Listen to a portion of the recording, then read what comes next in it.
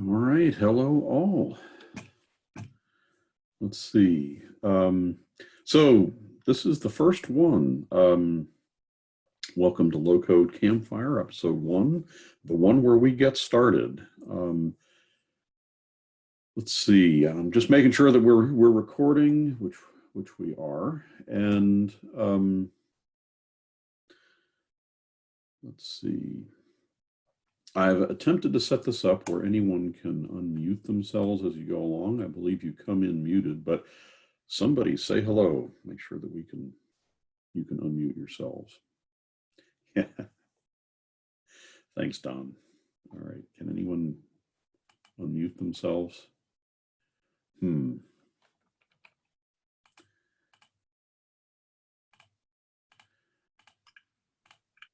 Hi there. Hi. Okay. It looks like I had to do things to make that happen. So I got a message saying that you've unmuted me or wanted to unmute me. all right, great. Well, so I'm still figuring out Zoom, so thanks for putting up with that. And yes, a little bit of throwback to Friends. I can't say that I'm going to stick with the one where, but at least maybe it shows how imaginative I am. So let's see. What are we doing here? Well, planting a campfire. My hope is that we have it as a community gathering where we get to share some techniques, some challenges, experiences. What are you working on? What are you doing? Where are you stumbling? And maybe the community can help, much like the community forum. And so we're just going to keep this open to all skill levels. Did you just start, or are you experienced? Here we go. My hope is that we will do the same thing that we've done with the Low Code Cafe, where we'll have these recorded and put out on YouTube channel and be able to draw from the experiences as well. My general agenda today is to say hi, and that, again, we're just going to gather around the campfire, talk about anything new, challenges, experiences, but it's going to be pretty unstructured. And I'm committed to doing this for the next 3 Fridays, this and 2 more, and we'll see how it goes. If everyone's getting value out of it, then we'll continue on. If it's not the way we want to spend, anyone wants to spend an hour on their Friday, then we can let it go. But hopefully it'll add value. As with Low Code Cafe, we've got lots of ways to engage. We can do a show and tell. We can make sure that you can share your screen if you've got something to work on. You're welcome to do it. Get in the chat window, Q&A, raise hand, mute, unmute. I think that I'm just going to have to make sure everybody can get in and talk. The main thing I want to avoid, let's see if we can do, just from a guideline standpoint, I'm hoping this stays positive, that everyone can be courteous to each other, and stay on mute when you're not active, just so we don't get noisy and distracting. And I want to encourage you to participate. I am not going to do a great deal of preparation for this and bringing content. It's really a gather around kind of thing. So if you don't bring something, I'm going to start singing, and you don't want that to happen. So anybody who would like to jump in and say hello and what you hope to get out of this, anything, just a quick, let's make sure you can come off mute. Hi, Mark here. Hi, Don. Recognize your voice too. Hello, Dale. What do I want to get out of it? I think maybe just some general questions. I've got a short list, but I don't want to. I'm not going to use up all your time, but I'll start when you're ready. All right. Well, good. We'll circle back to you. Anybody else that wants to say hello before we dive in? Hi, it's Jimmy Anthony. I still consider myself a novice at this, and open to learning all the time. And I see during the low code cafe and some of the community postings, I see a lot of techniques and things that every week I didn't know were there. So that's what I'm hoping for. Well, welcome. That's the same thing I run into. I've been doing this for 5 years as a independent businessman, and I still run into things that I didn't know was in the product. So it is a deep one. I don't know if we ever get done, Jim. Hey, Dale and everyone, it's Reza on, and just wanted to say I'm here. I'm here to listen. I'm here to share. I'm here to learn too. Great, thank you. Thanks for showing. Don? Yeah, let me jump in real quick. I'm a longtime DNN guy.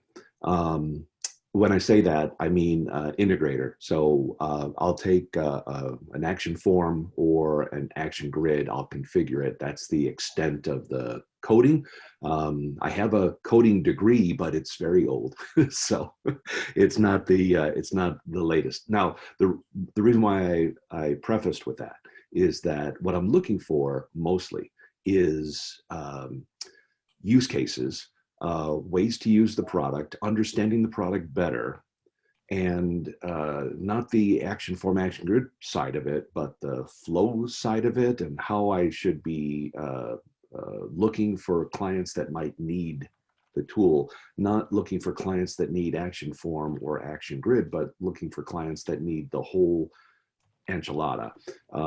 And then if it's a very large project, I would be very happy to engage with some of the other folks probably on the call here or in the community. But what I'm looking for is, can we get some more lists of how the product's being used, especially how the workflow and all of that other stuff's being used? There's like 5, I think, case studies on the Planet App website, which I've read each one, and what I get out of them. Now, there may be a lot more underneath, but they don't go into the detail, and I understand why.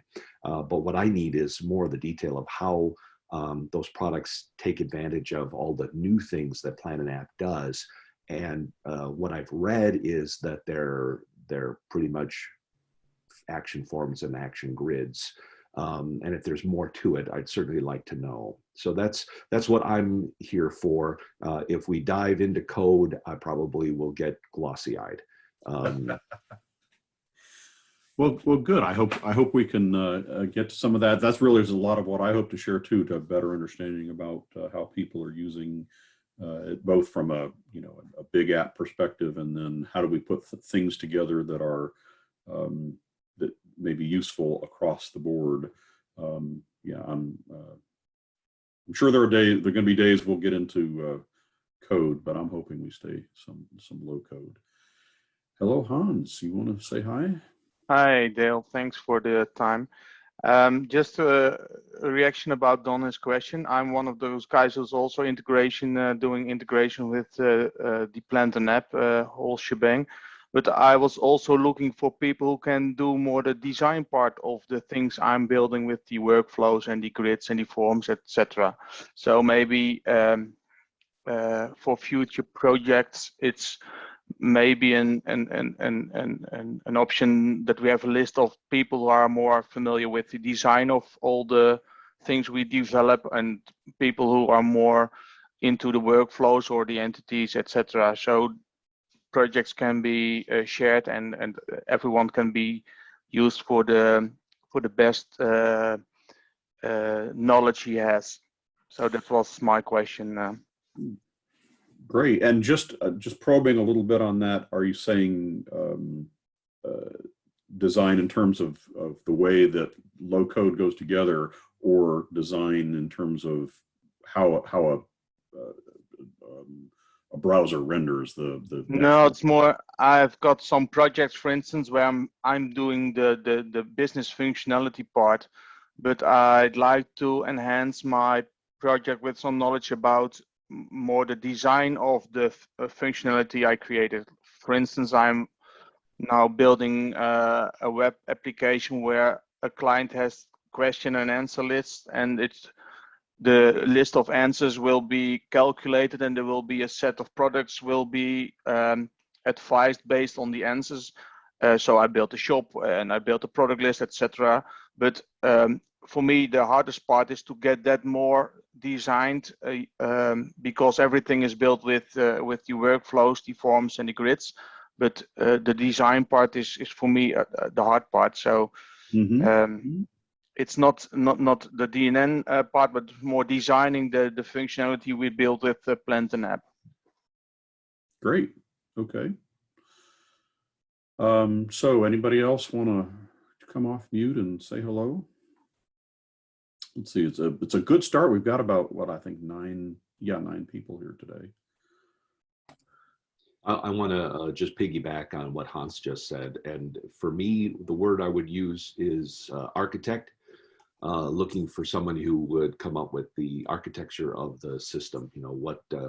What's the overall business and how to convert the business need to the basic architecture of where goes what. And I think that's what that flow charting stuff is going to help me with, but I guess I just don't know it yet. And I need probably some training / video / documentation, but the documentation dives deep into the, how to click on this and how to type that. And what I really need is more overview. Yep, I understand.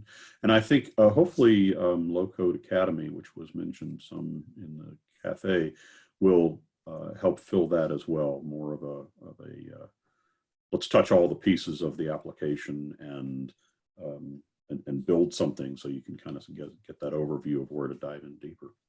Hello, Albert. I know I've answered a few tickets of yours over the last year. Welcome.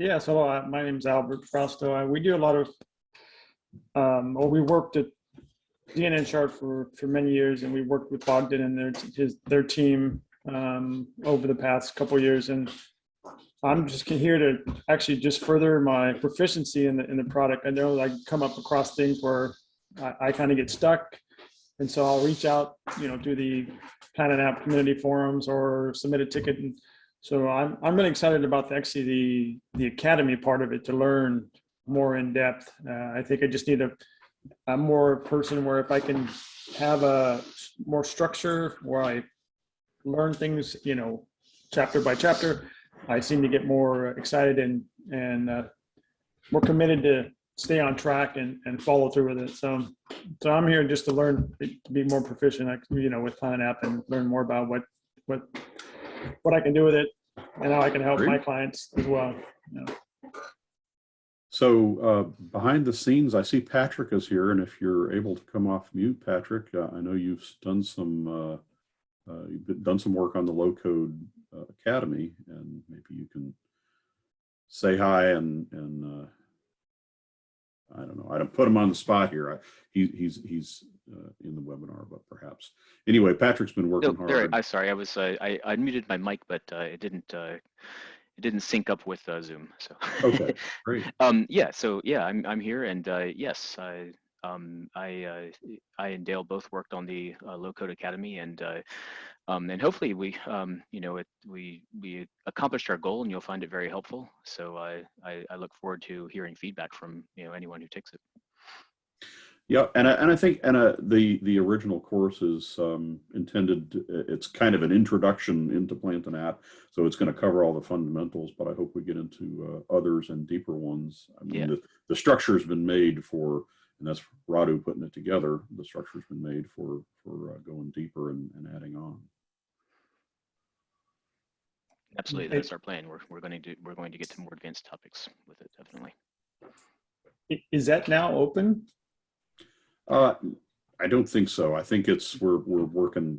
I know we're working diligently. You probably know more than I do, Patrick. Yeah, we're still doing some QA on it and working to make sure that everything flows correctly and everything. So not quite, but getting very close. All right. The content is pretty well locked. It's the rolling it out is the thing. So I don't know whether it's weeks or months, but I think it's weeks, not months away. And I see that Don asked if we need beta testers, and we have some, but yeah, I mean, I guess if you're interested, we can. It's always good to have more.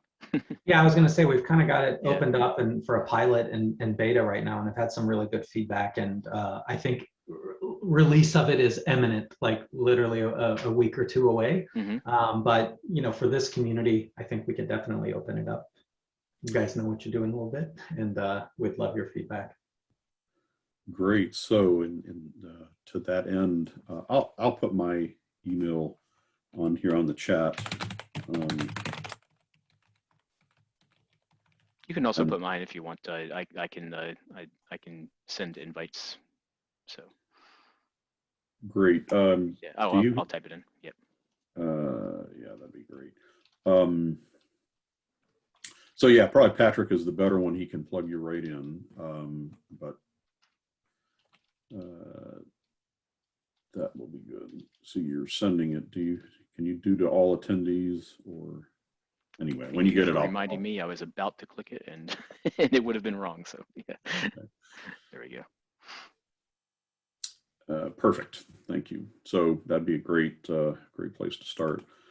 All right. So now we're all the way to the campfire section of our thing. We've got a good introduction, and so anyone who wants to jump in with either questions or what you're working on or where you're stumbled, and we'll see who can help. And especially if anybody, okay, Jim jumped in. Go ahead, Jim. Well, what I'm having some trouble with is probably something basic in the DNN Sharp part of the tools, which is like I'm integrating into it. I have my background is I am a systems guy for a corporation, but then I also own my own retail store, and I'm putting Plant an App into the retail store to help me manage it with my team and designing that system, and thereby then hoping to bring it back to my corporate consulting client after I have more experience. But in my store, we had an existing DNN site that we've integrated Plant an App into, and we're trying to build the app in the background. But I'm having a lot of trouble with some of the basic tools, and one of which is NavXP to control the nav function the way I want. I seem to get a lot of menus that are popping out and flying, and I don't know if there's a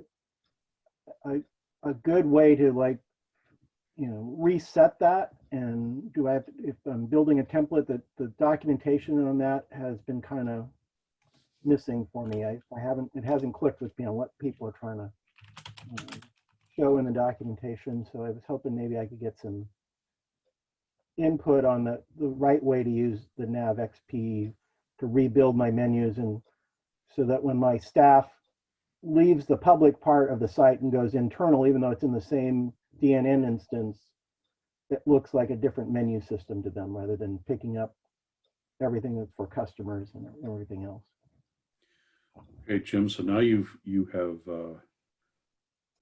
touched on the first thing that I was afraid of in putting on Loco Campfire. I just want to make sure everybody knows I'm not an expert in every area of the product.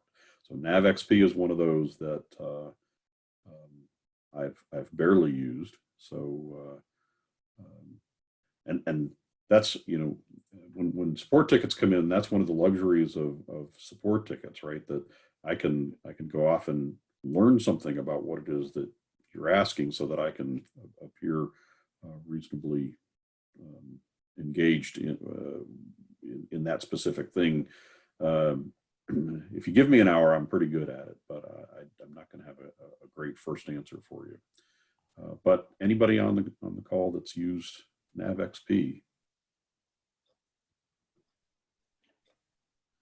And I think one of the things for me is I don't see good examples of how it can be used. So I don't know if I'm trying to do something that's not intended for, or, I see lots of reference. Oh, we just put a NavXP module on a page. Yep. So just so that I can understand your use case, you're hoping for a completely different menu once they leave the public part of the page. Yes. So, and I would like to do it on different levels. So when they go into the ordering system, it's a simplified menu for the ordering with, just a link back to the home page. I keep getting, it keeps building out on the entire menu system, and my employees are getting confused. Okay. Well, so my hope then would be that it might not be this week, but in real time. But if we don't get anybody with experience on that and any thoughts to add, that's something that I can spend a little time on between now and next week. I will post something to the community forum. I hadn't done that yet. And really, that's a great idea. That'll give us something to work around as well. Yeah, just some high level guidance is, you could do a really elaborate, it comes out of the box. So even what you see in Plant an App at the top of the screen there is actually NavXP, the actual menu that ships with it. And it's a default one, which pretty much picks up everything in your site based on permissions and roles, right? So kind of like how DNN menu works out of the box, except it's not the DNN menu that you would embed in the skin through the sole part menu or whatever that used to be called. I think that's what it used to be called. They might call it something different now. So NavXP is what's there. It's set to show on every screen. So the first thing you'd probably want to do in your case, either you could put some complex logic and stuff in, and I think some tokens and things could be used there, but that probably would get kind of unruly. And if you have kind of a public facing side and a behind the house kind of side, what you'd want to do is turn off that automatic menuing so that it's not the default one. You'd keep that on the public side probably. Or if you have less pages on the public side, I think some of this just depends as far as like, I also don't like to go page by page and have to spend a lot of time. I'm sure none of us do. So if you're like, hey, there's only 5 public pages, then I would have like a public menu and manually put that on there, and then have one that is for your internal, if you have a lot of internal pages, and you can build a profile out. So I think what Dale's probably alluding to, and there was a low-code cafe that showed a little bit on, Radu was showing how to use NavXP and do some custom menuing and embedded menuing. So you could even have like horizontal and vertical navigation kind of going at the same time. So you've got a few options, but the main thing I would say here is general guidance is you're probably not going to find a one-size-fits-all menu that's going to do it for you. And you'll need a couple of different, there's display templates. That's like, I want to skin this and I want it to look a certain way, but then there's just these profiles in there. And what you would do is create a profile, and you can drag and drop in the different areas that you want, and you can even put your own, kind of override the standard permissions-based stuff that's there as far as rules go. So you can use tokens and different things and have some little bit more complexity that says, when should I show this? When it's this type of role, when they're on one of these pages, when some token is signaling to me. So like a lot of things, Plant an App and DNN Sharp, you've got a lot of options, right? And I think kind of what you're saying is, it's almost like when you're not really familiar with this module, you've almost got too many options, right? I know I can do a lot. I don't know what it is really I should be doing. And that's where that strategy, kind of what we touched on at the beginning of the call, even with workflows, an ounce of strategy is better than a pound of development in this case, and so we can definitely, I'd say, put it on the community forum. I'm happy to hook up with you as well, Jim, and kind of take a look at it together. And we can come up with some ideas and then share back with this group maybe next time or when you get it kind of tamed. So making sure that I understand what you were alluding to is, would you potentially want a, like for your public facing pages, that you might have a theme that removes the standard menu as a starting spot? Is that what I would go with whichever one's going to have kind of the most pages to it. That's the one that I would have be like the default, So you're going to need to, let's just keep it simple and say you're going to need 2 menus, profiles, one for internal type users, administrative, work in the site type people, and then one for like your general users. If you got 100 pages for general users, that's the one where you want it to use the default. So it can just pick that up out of the box, and you don't have to go and delete modules off the page one by one, because then what you probably want to do is, remember that out of the box, if you change it one place, you're changing it everywhere, because it's set to say use this menu, this module everywhere, right? So you're going to first need to override that and say, don't do that, or do that, and I will go hand pick the pages that I don't want. I'm going to delete this module reference and put my own reference in, add another module. Once you put it on a page that internal, let's say, then you can just say, hey, I want to put a reference to this one that's on this other page, like you do with any DNN modules, right? So you're not like building it or adding it over and over that way. You'll just point it to a reference. An external. Yep. If the so the thing is, the default menu is built into the theme, and until you might need a theme page that doesn't have a menu on it at all if you want to gain control of them. In other words, pull it out of the theme and then add it as a module.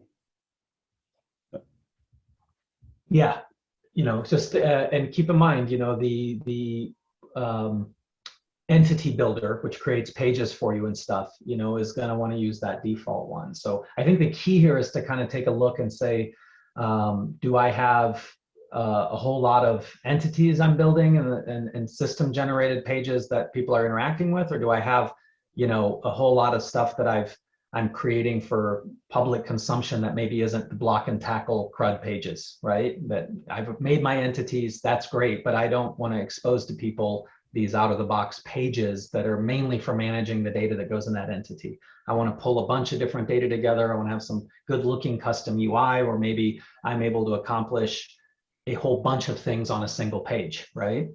Yep.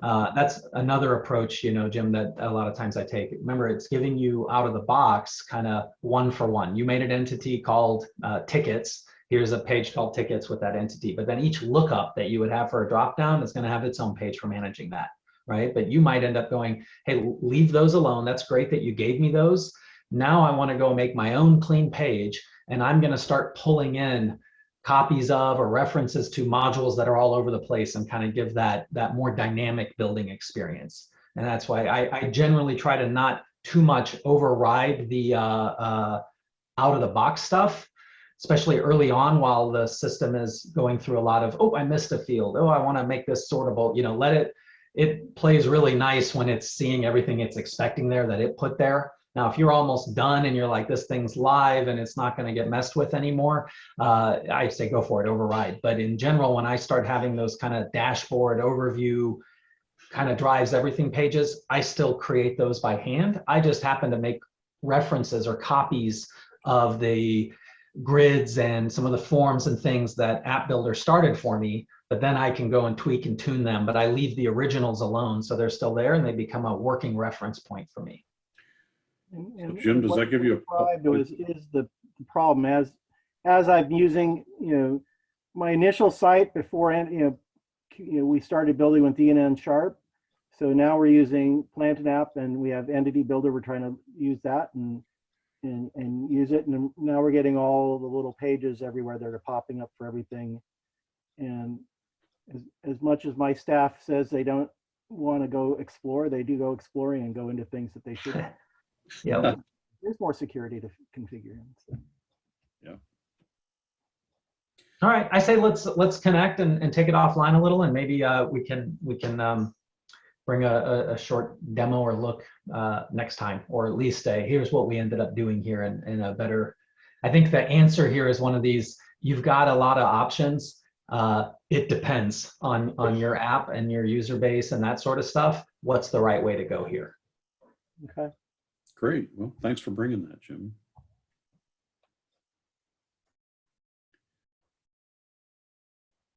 This is Mark Gilsing. I want to expand on the question a little bit, because that's something that, being new at this, I still struggle with understanding the usefulness of having the whole PlantinApp menu structure. Is I'm picturing it as that. Okay, I might use these pages like the entity pages where I'm adding a new item to my entity. I might use that for my own purpose to get some data in and out of there, but I am not thinking that I would be showing these pages to my internet public. Am I reading that wrong, or is that how this is designed to work? No, I think I think first and foremost, it's meant more to be like where it really shines is, I would say, out of the box is we're a company and we're making some internal tooling or portals for us, and everyone is going to sign in and be a user, not so much like general public kind of stuff. Now, it's not to say, I mean, I'm just saying this is the primary use case where right now it's optimized to really do that without you having to do much of anything, checking just a few permission boxes and stuff, but you kind of are counting on and expecting that everyone's going to be signed in and have an account. Then just from the nature of DNN, you're kind of picking up a lot of, okay, then the next thing it falls to is what's your roles, right? And if you make good use of the between the roles and just saying, do I even want this page in the menu at all? Or having some of these lesser entities, right? The ones where it's just, hey, this is called status and it's used to power a drop down on another entity. And very, very few people ever look at that or maintain that list. It's just a list, lookup list, you know? Those I'd put under some kind of a page just called lookup lists for the sake of conversation. And they're all grouped, and you know, you might you can say like don't show this in the menu. You might make your own page that has a NavXP of your creation, right? Using that profile where you say like, hey, I want to almost build a menu out or something. So when I land on this one page, it's got a quick link to all my lookup lists. I don't even want to use a menu. I just want to see a page and say I'm managing statuses or whatever, just for data management, right? But yeah, I would pull that away separate. That's on one end of the spectrum of just managing reference data. It's not key or pivotal to expose to most people in the system in that form. They're going to be exposed to that data in a form as part of a drop down or on a different grid where it's kind of saying, here's the status of your ticket, for example, right? Just because we all can probably wrap our heads around a ticketing system. And so there's that. The other side of it though is like you're saying, the public people, where maybe you've got something, whether I'm managing, let's just say it's my business or an app of some sorts, where I've got the, hey, here's who we are as a company, about us, here's a contact us form, basic things, and you're not signed in, right? It's almost like the business card or storefront for your business. Think plantanapp.com, right? And most people come to plantanapp.com and they just see like, here's, you know, what is Plantanapp, and here's links to the learning site. But when you sign in that console you're seeing where you can kind of see the back end and make tickets, and that's still plantanapp.com, right? But that's for you with the role of a Plantanapp customer. You're now being exposed to more than just that kind of storefront looking, you know, business card type about us thing. So if you're doing one of those sites, it still is great for that. I think what you get into though is it's not so much Plantanapp that is doing a lot of, you're falling more to a little bit of the DNN way of doing things, right? I want to have a very, very controlled and pretty, you know, page that has a lot of different content is what I'm really surfacing.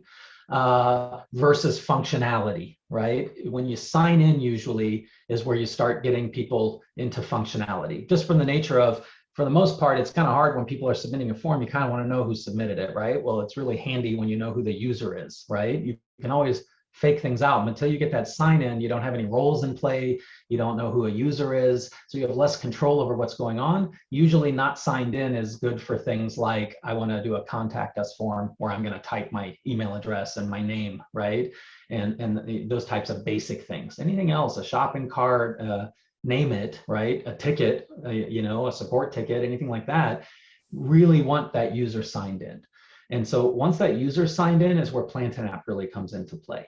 And you don't have to, I think, you know, I struggled with this a lot, or struggled, not the right word, just as much as needed to wrap my head around, this is a new way of working. How do I best approach working like this? And what I found is that when you're doing an app, there's a lot of the block and tackle stuff, and that's, like you said, that's not meant for your customers, general public. That's not even meant for most of your staff, or your team if you're internal, right?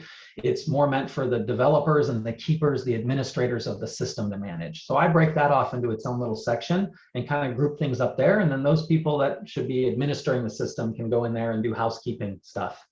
Then you have the general public, kind of everyone stuff.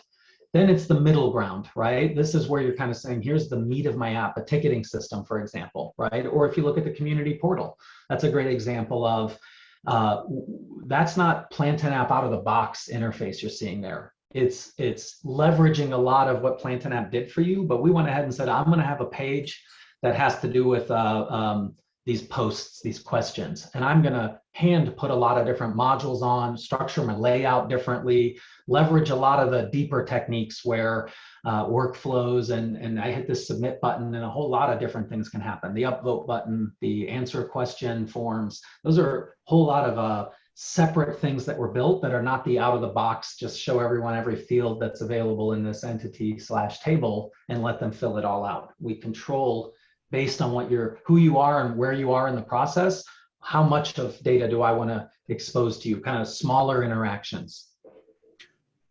And I know you've mentioned before, Reza, about, I mean, basically the overall strategy you just mentioned is we're building out the back end. By building the entities, you're building out the back end. And that happens for you automatically, gives you all the tools you need to manage it from a system administrator kind of standpoint. And then it's not generating the front end. All the tools are there for you to generate a front end in terms of pages and content, whatever. But that's left to you to do if you need a pretty front end. And I was going to add that also you can often pull from your PlanTen generated pages the beginnings of what you need on one of your front-facing pages. So you can pull a form or a grid from one of those pages, and then you can take that grid. Make sure you make a copy of it, not a not a linked version of it. But then you can take that and you can start changing it for the purpose that it's going to serve on that page. But still, it's accessing the same entity. So yeah, for, I think that, so for example, just from a technique standpoint, if you were to be working on a blank page and you say that you want to drop a module on a page from an existing page, if you say that you want to make a copy, that's going to give you virtually the same thing, but private, but it's a copy. Is that from a technique standpoint what you're saying? Yeah, and then you would make changes to it to customize it for the purpose that it's going to serve on the page that you're moving it. That you're right. So it gives you a great head to. start. Yeah, there's lots of ways, like everything else in IT. There's multiple ways to do everything. You could export content using some of the export tools that are there, but just from a pure DNN standpoint, if you drop a copy of the module onto a different page and just make sure it's a copy, not a reference, you're able to start modifying it. And I think, kind of zooming out to the 10,000 foot view, the philosophy of PlanTen is that any app that you're going to make as a developer, right, of any skill level, it all comes down to start with data, right? The data model is key and the rest follows based on that data model. And so in a traditional environment, you would go and make a table in SQL, it's server, let's say, and now you've got a table and maybe you've got some queries or stored procedures, views, whatever.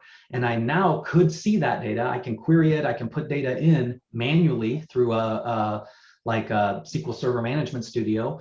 But then I've got to go and say, well, now I want to start building an interface. And usually we don't go for the fancy one that's for the end users. We're like, I just need my basic create, read, update, delete, and make sure this all works, right? I now have a UI that can speak to that data layer.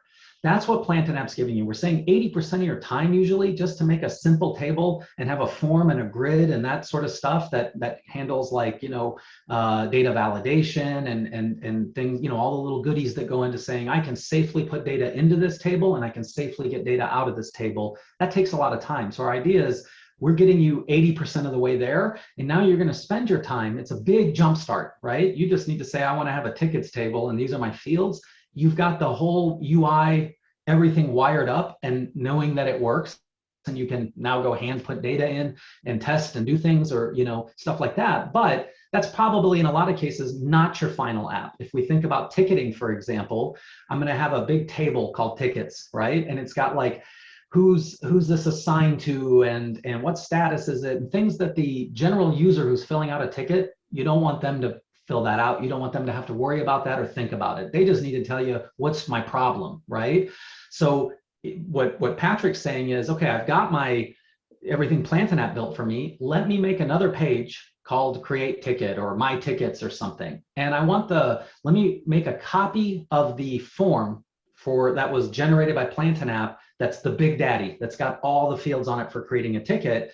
I copy that, and now I can go and hide the fields I don't want the user to see. I can put default values in, like, hey, all tickets start as a submitted status. I'm going to default that. I know that this form is being used to create a new one by a user. And so I'm going to hide things and maybe lay it out in a way that's a little bit better and put little tool tips on it and stuff that you don't need in that big full one that's just meant for, let me fill out all the data and make sure everything goes in here. I'm testing, I'm developing, and I need to play with the data. Let me edit one and jump its status forward over to resolved, because I want to test some workflow over here that notifies the user when a ticket's resolved, right? That's what you do with what Plantain app gives you generally.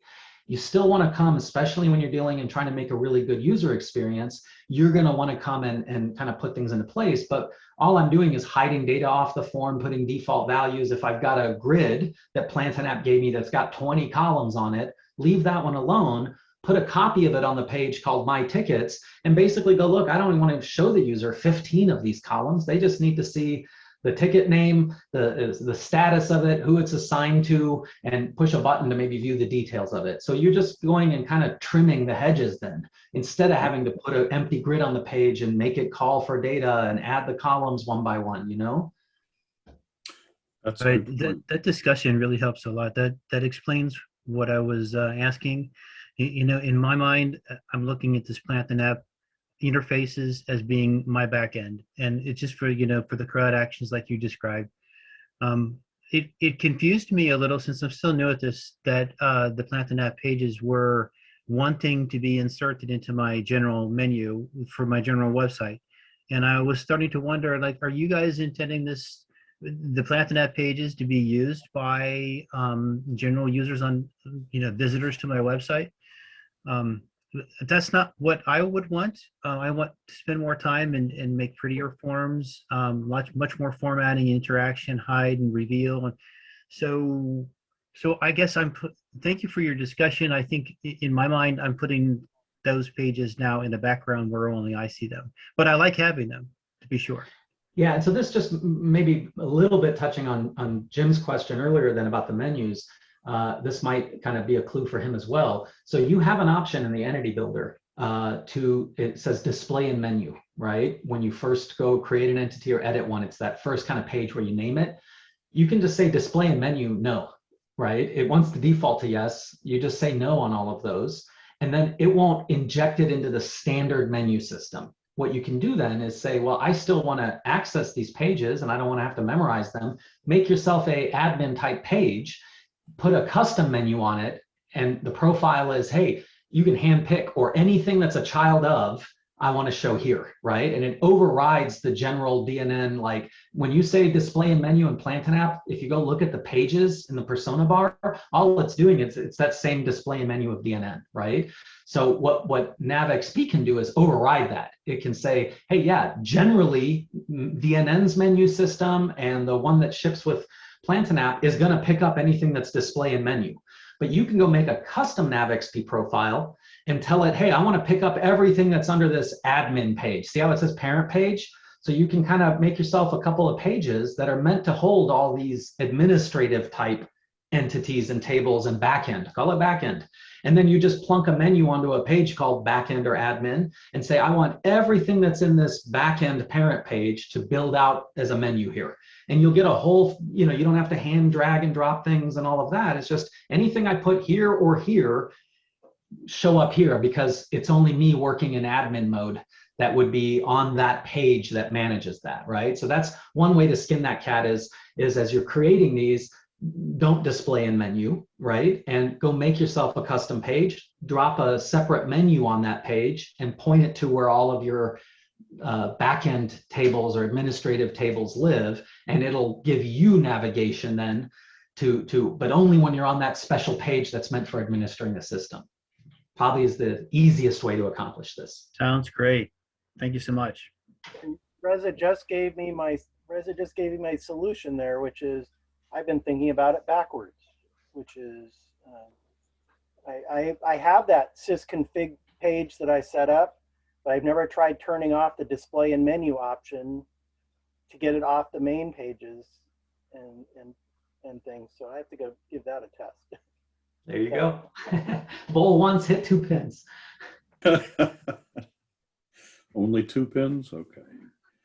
All right.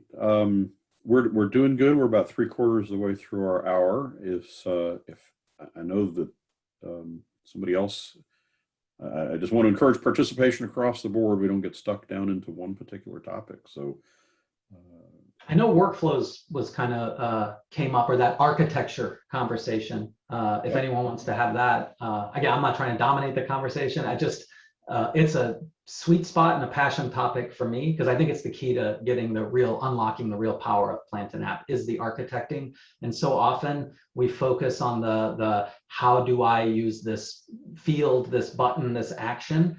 And I think it's premature to start there, and it really is important how you architect. So I'll put that out there. If anyone's interested, we can have that, or whatever you all want to talk about. Yeah, I'd be interested in that. I don't know if this is going to be covered as well in the, I guess, Low Code Academy, one of the chapters or sections. it is. Yeah.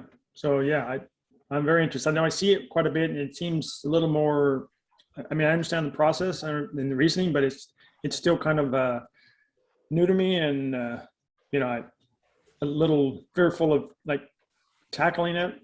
But when I see it more and more, it becomes more familiar, and I'm getting more used to seeing it. So I think it's just the more and more I see it, more and more I interact with it. It isn't so hard to I guess grasp. So Dale or Patrick, would you? I haven't taken the LCA.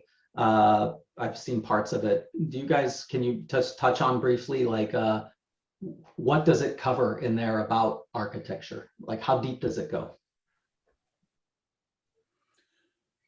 So it starts out just basically talking about building your data model, and I don't think that as far as the architecture goes, it really goes that deep into it. Okay, so that's what I figured is, again, it's a level 100 type, gonna expose you to a little bit of everything and get you the building blocks you need skill-wise to at least be able to work with all this stuff and have a good understanding of how these things interact with each other, what purpose they serve, right? I think what I picked up a little bit out of the kind of questions, and I feel like we have some pretty seasoned, this ain't y'all's first rodeo, right? As far as building an app or a system or a portal or whatever. And so it's maybe more about what's some good practices or best practices in how to use this stuff, and I'll maybe start the conversation off by kind of putting 2 things out. I think the 2 biggest keys to Plant an App and getting the real benefit out of it, maybe I'll even say 3. It all does start with that entity builder and that data model. And you really want to spend a minute whiteboarding, drawing on a napkin, whatever, just some kind of boxes to think about from a data standpoint. If I'm doing a ticketing system, right? What's at play here? I know that the easy thing is, yep, I'm going to have a tickets table, right? But okay, well, I've got users that are submitting tickets. Who can submit tickets? I got someone that's going to work the ticket. I'm probably going to have a back and forth between the people. It's not like it's a one-way, all tickets come into me, I'm magic, and I push a button and work your problem and you get a response, ticket done. We're going to go back and forth with each other a little bit. That means there's some assignment that happens. It's starting to expose some business logic and maybe somewhere to keep kind of a running history. Who's got the ball now? But who had the ball? What did we say in this conversation? So now it's starting to expose, well, I'm going to need some other tables or entities to hold this. How do those link up? And once you draw out what that data would look like, you can always go and feel free. I mean, it's a pretty forgiving model as far as just going and, hey, let me throw some stuff in here and shell it out. Let me actually make some entities and help myself think that way. But I think it goes really far to just kind of draw out some big boxes and how do they point to each other, because that starts giving you clues about what type of front end or interface do I want, right? How am I going to, because what that leads you to then is, well, this all sounds great. I've got it. We've all, I'm sure at any point in time, you can design yourself a really beautiful database that is really hard to work with from a development standpoint though, right? It's great from a DBA's perspective. This is perfect referential integrity and all this stuff, but gosh, what a nightmare to jam data into 15 tables, you know? And so I think it really behooves you to kind of identify what's your main tables, right? Because that's going to be clues as far as, well, what's my main pages going to be to interface with these? Then you start thinking, okay, well, I can have tabs for the user for some of the smaller stuff. And I want to start them with a list of things that are theirs. Once they drill in, here's where they do their dirty work, you know? That's one part. And like I say, get the data model right and everything else follows. The second one is workflows. And workflows was one, when you first come across it, you're like, ooh, this is neat. I want to do something with this. And then you're like, what the hell am I supposed to do with this, right? Then you start learning how to make workflows and you're like, okay, I now see, and I've had several aha moments with people that are on this Campfire where it's like, we'll look at it and stuff. And it's like, now I've got an idea of here's a great time to use a workflow, right?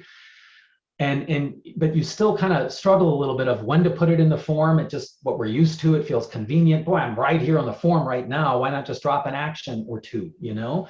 But the workflows, once you work with them a little bit, you get to a point where it's like, unless I've got a real simple thing I'm just cranking out, like I think in workflows now. Now that I've been using them for a few months, I couldn't imagine not having it. I wouldn't use Action Form and Action Grid by themselves anymore. Like it is workflows or bust, because they make life so much easier for testing things out as little components, right? As you build your building blocks. So, you know, think about all the times you've ever had you've got that ticketing system built now and some user tells you it's not working, it's giving me an error or something. And then you've got to go and basically fill out the whole form, submit the thing, and then go, where did it break? Which action? Now you're putting little log errors in or stop points, you know, to say what were my token values and things that got me to this point, right? That's where workflows really shine, is that you have all that logic in the back and you're just telling your form, hey, send this data into the workflow.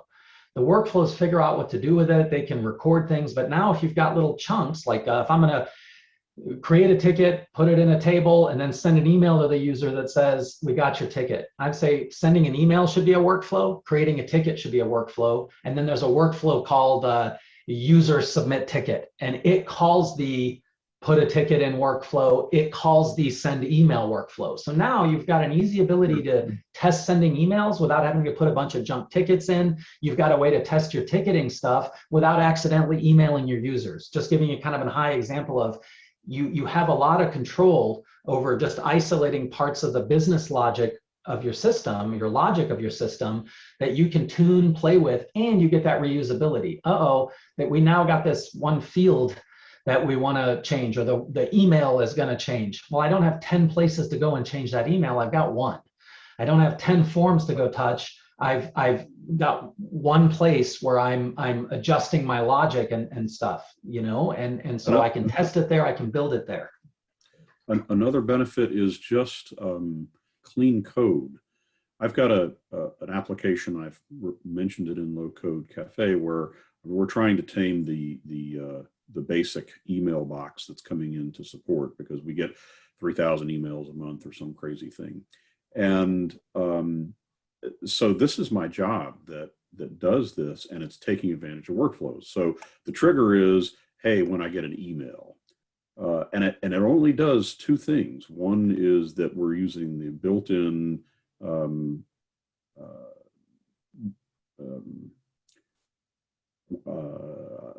workflow that takes the data in and ends up creating a new email item. This inbound email is the entity item, but then I do one thing, which is execute this inbound email type evaluation, and I pass it the ID. So this job is very short and sweet. It just says get an email, store it, and process it. And all the work is done by this inbound email type evaluation workflow. So inbound email type evaluation, if we look at it, we accept as an input that it's an inbound email.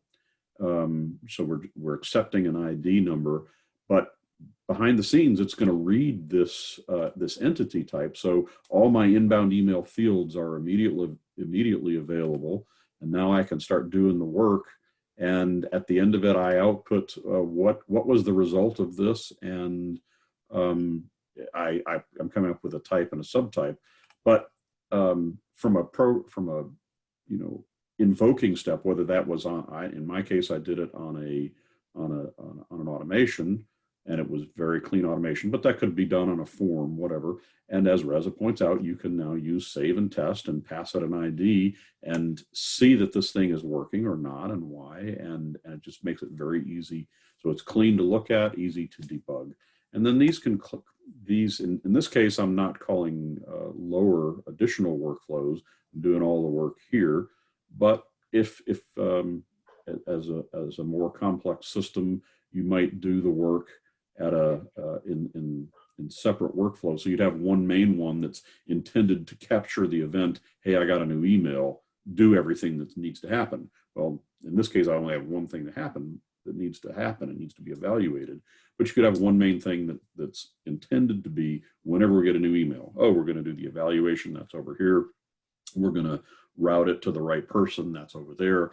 And so it helps tie it together. So I am absolutely. And think about, while you're on the screen, think about the power of having this logic isolated. So you notice he's actually in the real world calling this after a record is put into an entity, a table, so he reads the email stuff out of the email and he puts it into an entity that says, I've got a new email. I hold all the stuff that's normally in email. So I'm not trying to work with the email anymore. I'm working with data. Instead of, now if he wanted to test this, the way it's set up now, like you would have to go send an email and stuff, right? But what if he's like seeing there's problems when the email doesn't have a subject or something and it's maybe breaking him, right? And he wants to test that. Well, instead of sending a bunch of emails, he can just go put a record into his table using the built-in UI that it gives you that mimics weird situations that he might be seeing in email. And then he can just pass the ID into that workflow and test it at will over and over. He can keep making adjustments, put error handling in, logging, different things without having to send 50 emails to trigger this every time, right? He can go tune his data. No one's going to get emailed. No one's going to get notified, right? And so he has different records that he might make that are for, here's a bad record, here's a good record, and he can adjust just right here and over test it by putting a number in, right? He can say, I made changes, now I handle bad emails. Let me make sure I still handle good emails. That's record 3411, let's say. Boom, everything works. Now he goes and sends an email or two and makes sure that it's production ready, right? But he didn't need to go and jump through all these kind of hoops and pollute his database and his inbox just to get this logic right. The other thing I would mention, if it's okay, I know we're tight on time, but I think it ties the conversation up. If you can go back to the automation, Dale. So also when to use a workflow comes up a lot, especially when you first start using them and you're not used to them. So notice how that first action is actually just the create entity, create a record in an entity. And so it's very straightforward here. He's taking right out of the email and he's saying, take the stuff that's in there, I have it available, and just stick it right into the database and then call the workflow with the ID of the record that created. Totally fine to do this here. It's one action. What happens though if he starts needing to validate data that's coming from the email, or he needs to partially put data into other tables? My advice here is now all of a sudden there's 2, 3, 4 actions starting to build up that are dependent on each other. If the third one fails, I don't want to go and execute inbound email. I would say go pull that into a different workflow. And now you would just call 2 workflows here. And the second one, execute inbound email, would conditionally be called as a result of the first workflow running. First workflow is about get the data and put it in the right places. If that worked, now execute the logic for inbound email, right? So this is great if it's serving his needs and it got him going. If this starts getting more complex, more involved, then he can go and make another workflow that's about managing the data first, setting the data up, making sure it's all good and right. So we have a higher probability of that second workflow executing correctly. Otherwise, you can say, if I had a problem in the first one, go ahead and send me an email and log an error somewhere and tell me, hey, something went wrong with an email that came in. Absolutely. So that's technique. Okay. So hopefully I'm going to honor the hour. Hopefully that was worth it for you to spend. We've done a lot of question and answer.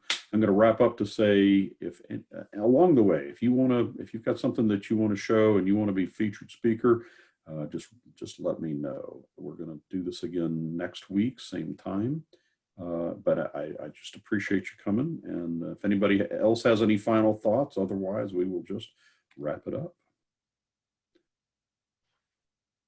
Reza, thanks so much for participating today. You're always I didn't know you were coming, and you're always valuable to bring your overview of the product into this. So thanks so much. Thank you. And I did, I hear you all, that I feel it, that we need there's a level kind of missing, right? There's all the documentation and the details, and it seems like we kind of need some maybe best practice type videos, right? That kind of speak to the big picture and even speak to, if you're building this type of app, here's the approach. If you're building this type of app, here's the approach. So thank you for that. And very good. Thanks all. All right. Have a good weekend. See y'all.